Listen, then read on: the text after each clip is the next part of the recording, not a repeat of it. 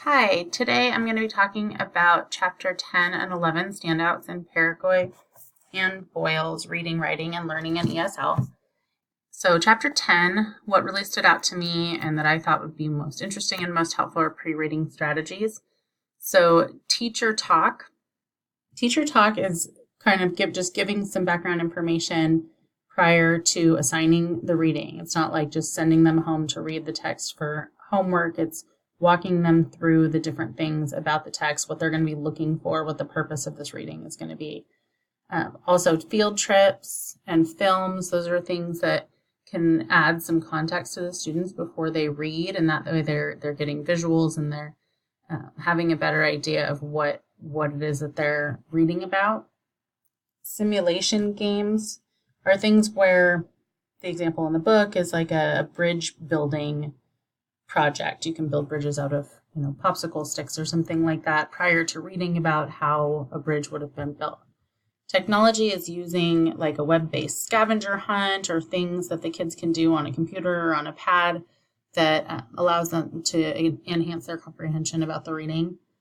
Experiments, that's pretty easy, probably more so in either math or science, but then they can see it with their own eyes and actually have a tangible connection with the text. Developing vocab before reading is another one, and one way to do that is through structured overviews and preview guides. And those are just kind of a visual layout of what the text is going to be looking like, or whatever the subject looks like. The example that they use is the structures of the U.S. government. So it would start with like an oval at the top that says U.S. government, and then it breaks it down into 3 boxes below that for each branch of the government. And then below that, it would have the different organizations within each branch of government. So it's kind of a visual before you start reading about the system of government.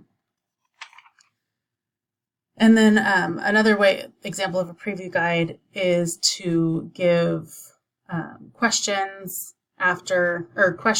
before reading, so that you're able to look for those things within the reading. And then chapter 11, which is pretty simple, and we kind of talked about this in class. Post-reading strategies, so semantic feature analysis, which are charts. So you think of, say, pets, and let kids give you a bunch of examples of pets. And then when you get those examples, then you ask them features of those specific pets and what they remember from the readings. Rehearsing, it's same thing. You just kind of are going through and discussing the things that you saw in the text, coming up with questions about the texts or about things that they've read to help with remembering what they've read. Same thing with Venn diagrams, looking for similarities and differences within the text and recalling what it was that they read. And then also mapping is a good way to remember the structure of the text.